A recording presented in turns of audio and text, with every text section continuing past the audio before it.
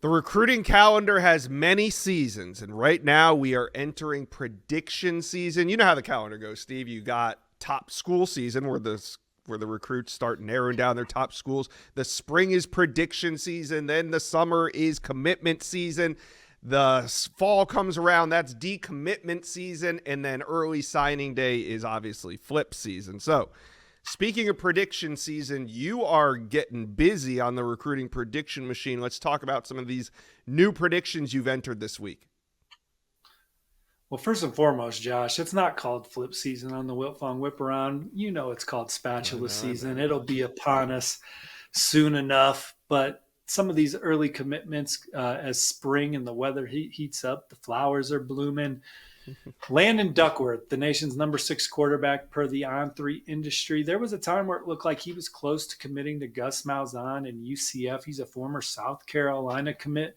So this has been a fluid process. But right now, I like where Ole Miss stands. I had that UCF prediction. I needed to move it to the new program that's trending. That is Ole Miss. He's been in Oxford a couple times this calendar year. What Lane Kiffin does with quarterbacks and offense, the success the Rebels have had has been historic with Coach Kiffin in the corner office. His talks with Charlie Weiss Jr., he is really feeling Ole Miss right now. Now, Florida State, Gus Malzahn's there now. And that connection's great. And the Seminoles are in there. Georgia is in the mix for a few quarterbacks, from Jared Curtis to Bo Bentley to Jaden O'Neal. But Landon Duckworth has the Bulldogs on the short list as well.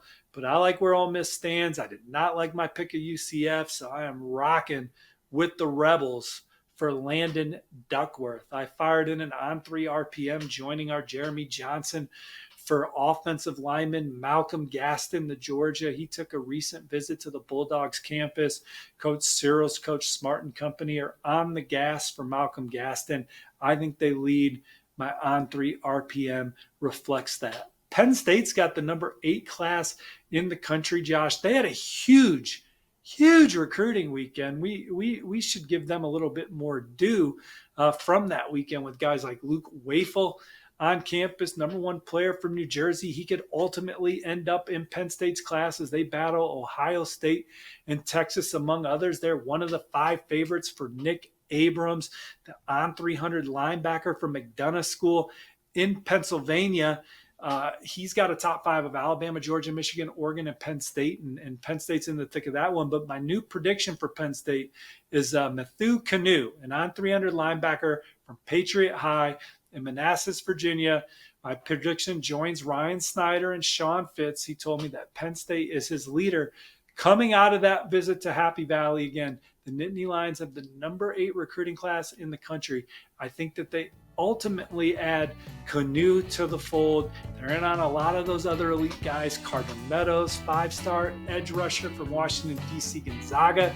They got a great shot to land him. So Penn State's Final Four appearance in the college football playoff could help them pay dividends with some of these top targets that are on their board.